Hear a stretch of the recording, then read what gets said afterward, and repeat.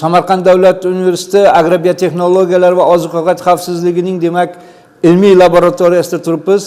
Bu laboratoriyada fermerlarimiz, dehqonlarimiz uchun tuproq analizi, o'simlik analizi, o'g'it analizi, sug'orish suvlarini analiz qilib, ularning tarkibini, oziq moddalarining miqdorini, suvning yaroqligini, tuproq unumdorligi, meliorativ holatini, o'simliklarda oziq moddalar bilan ta'minlanganlik darajasini, o'g'itlarni, tayyorlangan kompostlarning sifatini demak biz aniqlab bera olamiz. Misol uchun tuproq analizlaridan bu yerda mana tuproq unumdorligini belgilashda asosiy modda bo'lgan gumus miqdorini, gumus zaxirasini aniqlab, tuproqning gumus bilan ta'minlanganlik darajasini, gumusning demak qanchalik kam yoki yuqori ekanligini aytishimiz mumkin va shunga qarab tuproq unumdorligiga baho beramiz. Shu bilan birga tuproqdagi oziq moddalarning miqdorini aniqlashimiz mumkin. Tarkibidagi mana yalpi oziq moddalardan azot, fosfor, kaliyni, harakatchan oziq moddalarni, ya'ni o'simlik o'zlashtira oladigan oziq moddalarning miqdorini aniqlaymiz. Ya'ni bularga ammoniy shaklidagi azot, nitrat shaklidagi azot, harakatchan fosfor, almashuvchan kaliy miqdorlarini aniqlab, demak tuproqni mana shu azot bilan, harakatchan fosfor, kaliy bilan ta'minlanganlik darajalariga baho berib va shu asosda demak har bir ekin turidan kelib chiqib, ularni o'g'itlash me'yorlarini, muddatlarini, usullarini demak tavsiya berishimiz mumkin.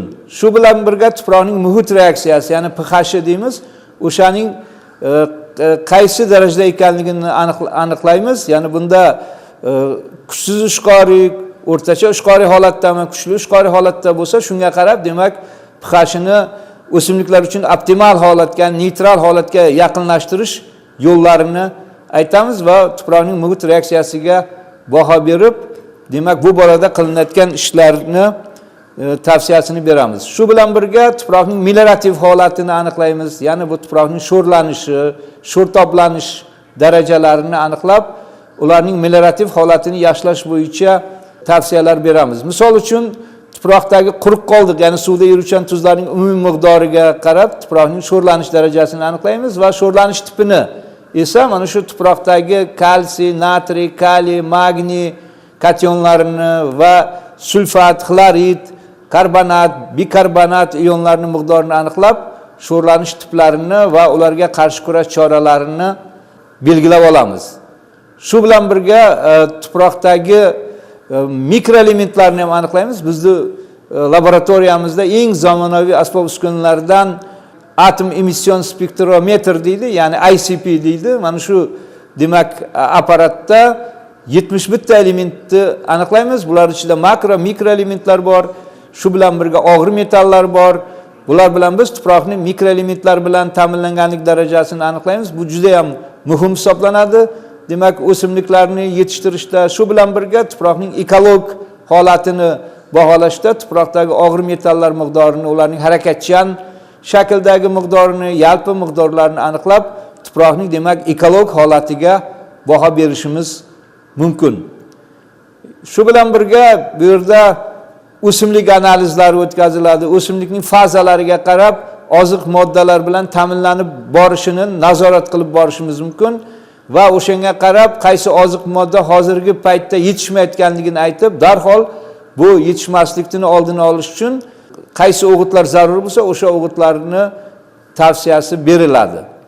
Shu bilan birga sug'orish, mana hozir tomchilatib sug'orish rivojlanyapti. Biz sug'orish suvlarining sifatini aniqlaymiz. Bu sug'orish suvlari qanchalik tomchilatib sug'orish uchun yaroqliligi, ular agar yaroqsiz bo'lsa nimalar hisobiga, qaysi ionlar ko'p, qaysi kationlar yoki anionlar ko'pligini aniqlab, ularni demak yaroqli holga keltirish usullarini aytamiz va bu suvlar bilan o'g'itlar berganda qaysi o'g'itlarni berish mumkin, bu suvni sifatidan kelib chiqib qaysi o'g'itlar shaklini bermaslik mumkin, ularni aniqlab beramiz.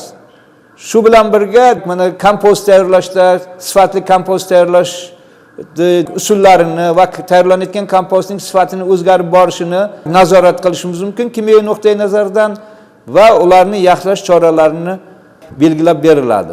Hozirgi mana shu olib borilayotgan laboratoriya analizi tuproqning suvli so'rimini tayyorlash jarayoni kechyapti. 30 gram tuproq tortib olib, unga 150 ml destillangan suv solib, 5 minut davomida chayqatilib, suspenziya tayyorlandi va hozir suspenziyani biz filtrlash jarayonini ko'ryapmiz. Bu yerda demak, o'sha suspenziyani filtrlaganimizdan keyin tuproqning suvli so'rimi hosil bo'ladi. Suvli so'rimga nimalar o'tadi? Suvli so'rimga o'sha tuproqda suvda eriydigan barcha moddalar, jumladan tuzlar mana shu suvli so'rimga o'tadi va suvli so'rimni tarkibini tekshirish orqali tuproqning sho'rlanish darajasini, sho'rlanish tipini, ya'ni qaysi tipda sho'rlangan, xloridlimi, sulfatlimi, sodali sho'rlanishmi, shuni tipini aniqlaymiz va ionlarning miqdorini, xloridlar, sulfatlar, karbonatlar va natriy ionlarining miqdorini aniqlab va shundan kelib chiqib, demak, tadbirlarni belgilashimiz mumkin. Ya'ni o'sha sho'rni yuvishni, gipslash yoki mineral o'g'itlarning qaysi shakllarini berish o'sha sho'rlanish tipiga ma'qul bo'lsa, o'shalarni biz demak tavsiya qilishimiz mumkin.